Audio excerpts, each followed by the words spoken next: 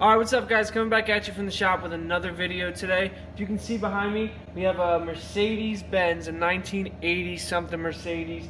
Swap itself, just kind of slapped in there. My buddy, this isn't my car, my buddy actually brought this to me to get the exhaust done. So we're going to be working on that. I'm going to show you guys around kind of what the game plan is, kind of what we're going to be working with.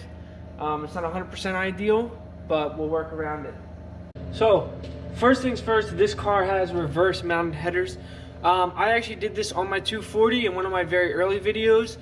So right now it has no exhaust. It has open headers with a small bit of tubing as just dumped straight down. We're gonna come down with two 2.5 inch pipes. We're not gonna have any merger for a while. We're gonna come back behind the trans to an X pipe, and then we're gonna go two 2.5 inch pipes to one 3 inch for the exit, because there's not enough room to snake in around the rear. Originally, I was going to try and leave these in and cut and weld. That is just, it's not like me. I want to build this, you know, even if we're doing it, you know, kind of a quick and easy job, we want to make it nice. So we are going to relocate the O2s. These are too close. I believe the rule of thumb is like at least 2 foot downstream, 2 to 3 foot downstream from the collector. If I'm remembering correctly, I'm going to research it before I replace them. But both of these are going by. We're going to cut this one here. Cut this one right around this weld, and what we're going to do is we're just going to put the flanges in. That way, once these are in and the flanges are welded on, we don't have to keep taking these on and off the car. And it's also a pain in the ass to take the headers on and off with all this piping that you have to fish through the engine base. So we're also simplifying it. So chop chop, chop chop, weld on some flanges, then we're going to bolt these back up and start working on there. So we just got done with the passenger side header. Look underneath. I feel like that's a pretty good exit right there. We got our flange bolted up so we can get right to working on the 90. I took this one out. I have cut it, and it's very, very, very close to the frame rail. Previously, they had dented the pipe. That's not really my MO. I'm gonna make it just get very close, but it's gonna miss the frame. So I've already cut it. We're gonna reshape this using that grinder to angle this more like that.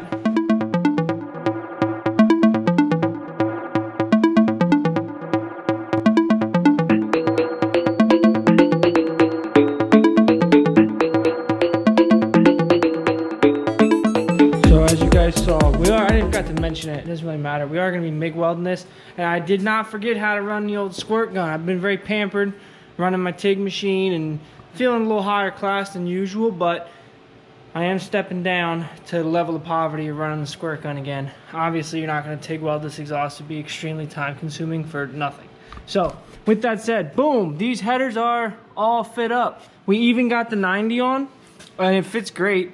This, I was just able to squeeze the flanges in against the frame rail. The top one, what I'm going to do is, they just barely touch. So I'm going to actually grind that top one back when it comes out on a bevel, just to give it a little bit of a gap. I don't really think this motor, this motor is solidly mounted, which means this exhaust won't be moving anyway. Like, you know, the headers aren't going to be hitting the frame rail for that reason.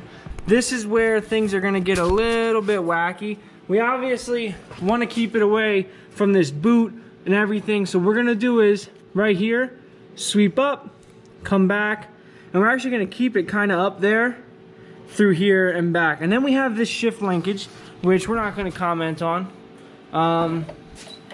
I say that throwing shade, not at the owner. Like I said, the owner's a friend of mine, but I told him whoever made this shift linkage should be taken out back and shot. We are going to come through there with it and try and avoid that as best we can. I've already actually switched up the shift linkage because this was floating way out here in no man's land, so I actually moved it in because it was way in the way of our exhaust. And yeah, you got to make way for us, you know? So let's get to doing that now. Cutting, chopping, whatever the hell we're going to do.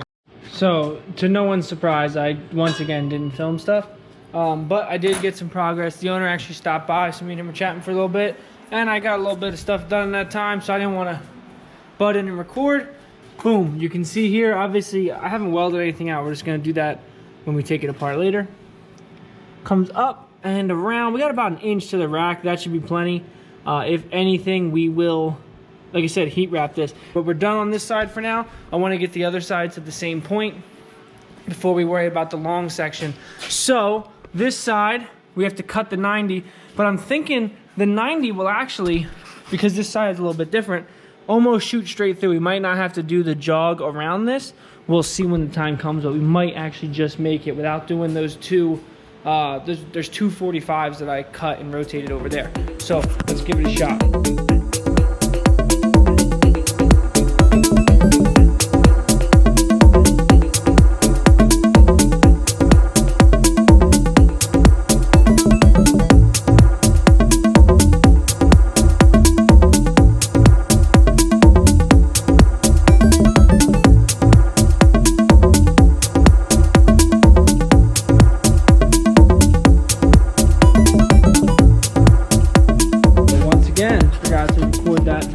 Of this pipe. I've just been letting her rip tater chip, you know. We got this jogged up over the rack once again. I'm sorry if this LED light is pulsating. We got a pretty good gap. We got a good distance from our starter because that's a problem as well. Header's too close to the starter, you'll cook the starter. We do have these, I believe, I don't know if these are trans lines, like if there's a trans cooler.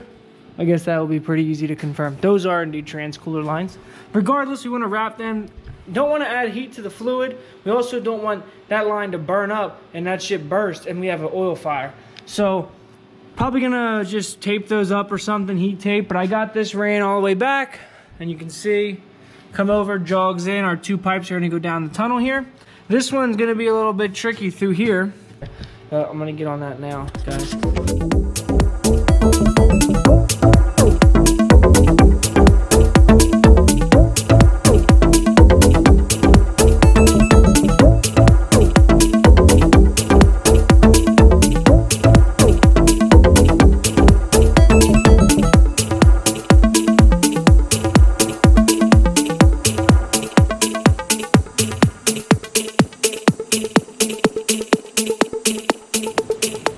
So before I push on any further, we are right about here now. So we got both 45s to here, and actually, believe it or not, the spacing for the X pipe is perfect to fit right through the tunnel.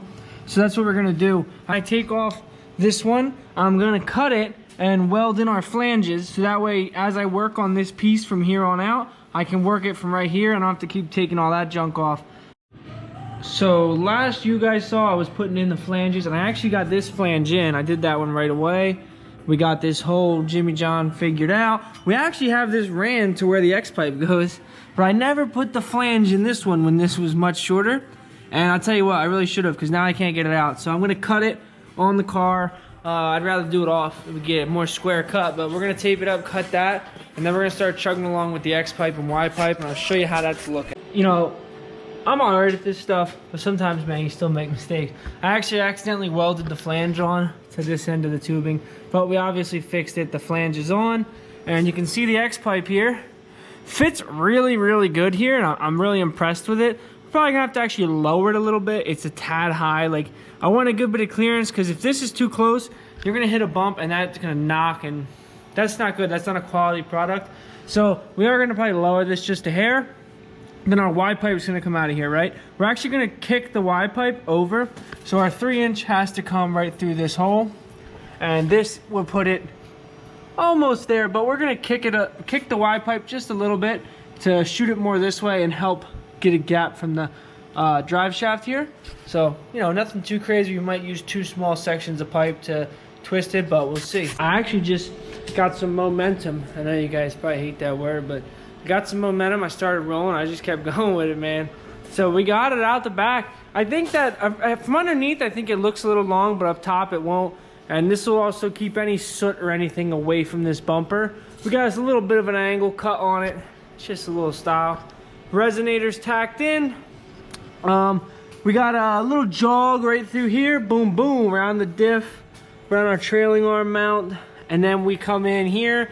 We have the X pipe to the Y pipe, Johnny. And I'm really happy with the clearances here. And like, if you look from the side, it's pretty dang tight. I mean, these, you know, there's only so much you can go up. We're snaking a 3-inch pipe through somewhere where I'm gonna guess was probably like 1-2-inch pipe. But overall, I'm really happy with it now. All right, guys, so we got the hangers all marked out and bent. I just have to screw in the rubber mounts to the body. In the meantime, we're gonna do, you know, take the rest of this apart. And when I put it back in, I'm gonna weld the hangers in, like onto the pipe but basically for now it's going to come off. Next time it goes back on, it'll be permanent. So while I'm having it apart, I'm just going to mark where I want the O2 sensors to go. The bungs still didn't come in, thanks to Jeff Bezos. He's a real piece of shit. So no big deal. For the driver's side, I'm going to keep it right here. We're just going to go probably about right there. And that will be a great spot because you better get to it from the fender here. And it'll point up. When you place the O2 sensors, I looked it up. Apparently 2 to 3 feet's a little bit far, but you don't want them too close. You can kill the sensor and get wacky readings. And you also want them above like the halfway mark of the tube to prevent moisture from getting trapped. For this one, I'm not 100% sure. We don't have quite as much room here, but we do still have a little bit. So you know what? We're gonna put this one right here in this little section. And I think that'll be good. Boom. Now when we take these headers off to finish up the welds on those, we can drill those and weld on the bunks. Everything else is already welded up. We literally just have to screw in the hangers and mount them. And for anyone who's wondering, for welding these, pretty much just running stringers. The welder's actually pretty hot for this tubing, and I just run her hot. You know, I mean, you can see it's just a butt weld with, like I said, the welder turned up and run it. It's just mild steel. We're not building a race car here or anything super fancy, so you know, you just kind of do what you can. You're not gonna go overboard to make this thing super beautiful. All right, guys, so that rat fuck Jeff Bezos finally got my O2 sensor bungs here, so we're just tacking them up right now. I put them back in the car just to make sure I had the locations right. I don't want the angles to be off and hit anything, but I think these are both pretty primo spots. Easily accessible through the wheel well, probably even from the top on this passenger side. The motor actually sits closer to the driver's side frame rail for some odd reason. Can't quite figure that one out. But they're in. We're gonna pop this off, finish that up, and then this is all going in for real next time. So it is finally done. It is back in. Pretty happy with it. If I learned one thing is in the future, I'm gonna use flex sections. I never do that. I don't know why. This motor is solid mounted, so there should not be much flex in it. And the mounts, they're mounted, you know, with rubber, but they're pretty stout. So I don't think there'll be much flex in terms of cracking, but it will help with just lining everything up. So let's go over the exhaust, see how it looks. Boom. This, I'm really happy with how it came out around the rack. That ended up looking really clean. Something that really just looks like it makes sense. Comes back, we got our hangers all welded up. Boom, we snaked this right through here, kept a good bit of ground clearance, which I'm really, really happy about. And we have our nice single exit. So overall, guys, I'm super happy with how that came out. I think that looks really good. It's just, like I said, it's a budget mild steel exhaust. We're not doing nothing crazy, no stainless. We're gonna get this thing down and fire it up.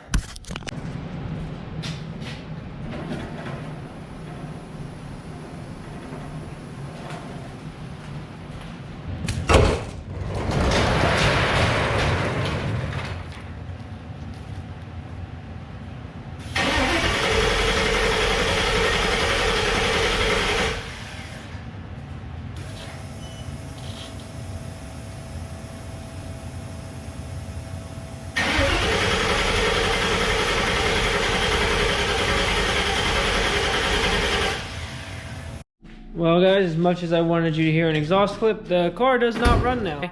And I can't figure, I don't even know where to start because the wiring on this thing is a disaster. It has no spark. I really don't have not a clue why. And this is like an actual hurricane hit this thing. So.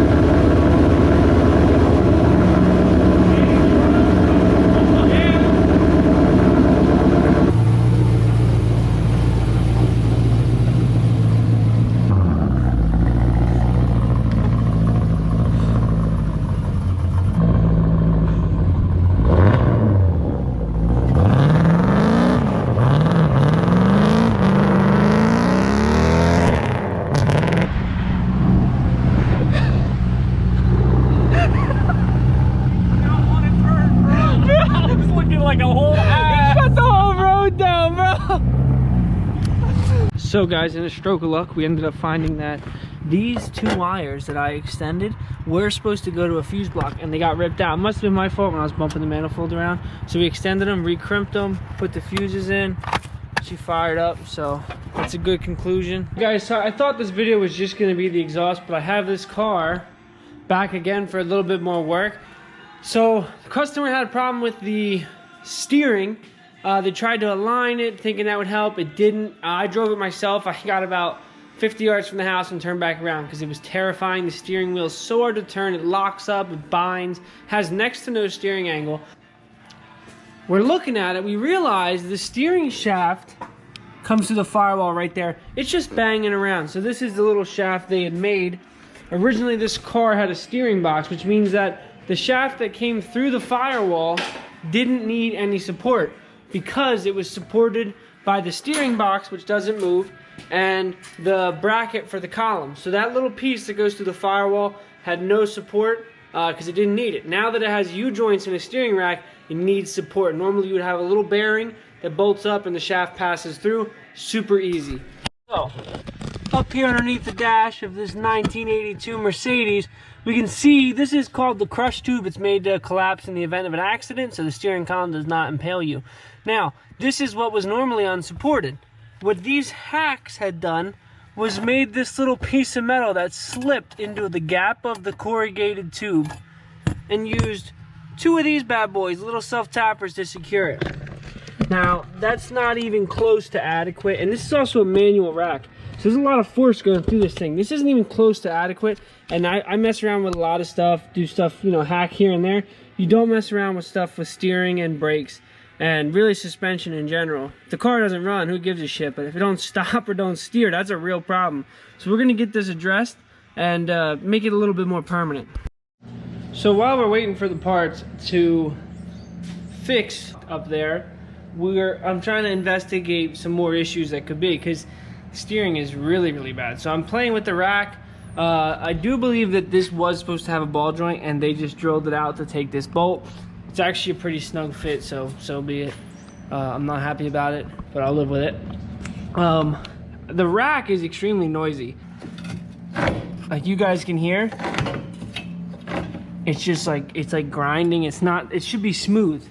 Things should be like a shake weight, you know what I mean? It ain't shake weighting. So once again, whoever built this car, at the earliest convenience, should be taken out back and shot. For some reason, they buried this bolt back here. You could barely get a ratchet on it. Half of them are fine thread, half are regular thread. That's amazing to me. Look at this, it won't even come out. But we did get the rack out. I'm gonna pop this out now and take a look at what's causing this thing to be so, I don't know, whatever it is. There's not even a word for it in the dictionary. Well, here I am talking shit about them. Whatever asshole built the fucking exhaust pipe, put it right in the way of the steering rack, dangnammit.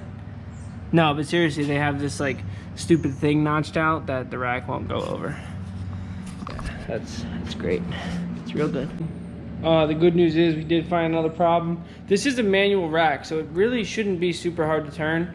It should be a little bit hard, but not as hard as it was. So if we look over here, is pretty, the shaft from the rack is pretty well centered. If we look over here, that guy is far from center. So we'll give her a little tug. Oh yeah. And you can see that guy swings to the right a little bit. So obviously the shaft that the gear actually rides on is bent. I don't know if that's from hitting something, or this thing was probably bent before they put it in this car, because this thing is clearly well used. And it's clapped out. This thing is clapped out. Some of the parts did come in. This is the proper bearing to go through the firewall. We'll mount that up later. For now, we're gonna focus on the steering shaft. So by the way, I'm sorry for the rain noise. It just decided to pour here. This is the rag joint. So like I said, we're gonna retain this piece, get rid of this piece of rubber, and weld this on the piece that we're gonna make, and that is going to receive the new shaft. So we're gonna cut this shape out of this piece of steel, and I was originally gonna weld the adapter for the factory column on, but that looks like it's cast, and if it's cast iron, I don't want to risk that cracking. It's probably, I would guess it's cast steel, but I don't want to risk any cracks or anything, so we're actually gonna drill these rivets and then bolt it to the new one, and then this is gonna be welded on the other side. If you're not sure what that looks like, You'll see it in a sec. Oh, here's the finished product. Welded up pretty good. Some dimes on that baby. As you can see, we just welded the coupler to a piece of 3/4 or 1/2 inch plate. And then we have there 2 holes for the original adapter to the column. And we also, in the bottom of the coupler, I put about a 1 inch piece of the 3/4 double D, and then I drilled a 3/4 inch hole in the plate to center this coupler between those 2 holes so everything still rotates right. I plug welded it from the side and then welded the bottom. Boom. It's still piping hot, but you can see this guy will bolt up just like that. And then everything will work just like factory. You just won't have the rubber to dampen some of the feeling, which won't matter on this car. There's really not too much to dampen. Well, there really is too much to dampen, but that's it. Let's move on to the next. So the owner came by and dropped off the new steering rack. And let me tell you, man, this car truly is the gift that keeps on giving. So one thing I noticed, these knuckles are actually cut. So these tires, this thing has barely any turning radius. This is, let me show you guys. This is full turn in one direction. Why is that? Because they hit the spring on this side because of this bowed out thing with the one spacer that they have. There should be 2 of those. Even then it would probably still bow. These rims are probably wider than what was on here with a different offset as well. And then if you turn, it's not gonna do it now, is it? Because of all this shit on here. If you turn this one this way, it hits the rod. So I'm not really sure what they were going for. And this cutting and welding knuckles is kind of a precarious thing to start with. And I definitely don't trust whoever built the rest of this car to have done that correctly. Now, another fun thing, when the owner tried to align it, and he's like, you know, the tie rods don't work. And what he means by that is this side of the tie rod and this side of the inner tie rod, the adjustment here, or the tie rod end, whatever you want to call it, are both right-hand threads. So if you turn this, they literally just slides back and forth down the threads between the 2. Not only that, these are actually bottomed out right now, and this will not go any shorter, yet it has to. They actually cut some off the passenger side of the rack originally, which I don't really agree with that either. Clearly, like, something's just wrong with your setup, boss. So I don't know at this point. Like, this is truly insane. The stuff that they have going on with this thing is genuinely mind-boggling. So we're gonna have to figure out a solution to get this car alignable, because if we look right now, like you can see, both tires are just pointing inwards. So I mean, that is just, whew, I don't know, we'll figure it out. I made this the same length as the factory one. I installed it and installed the pass-through bearing to see how this would work, and it doesn't work. The reason being, and it actually did this before as well, I just wasn't sure if having the bearing would help. This angle here is pretty close to what it is in the car, and essentially, you can see, they're still binding. It needs to be more like there, but it's really about there. So we're gonna cut these U-joints off, cut these boogers off here, and the boogers off of there. We're gonna lengthen this shaft and shorten that one. What that's gonna do is take it from an angle like this to an angle more like that. You know, you can kind of understand what I'm saying there. Essentially, right now, this is all the way out here, and that's where our bind is happening. But if we slide this back to there, we should decrease that angle enough for this to function. I don't know. We'll see what happens. We're probably gonna have to play with it, but we'll give it a shot right now. A little wet rag, and let her rip. Here to chip.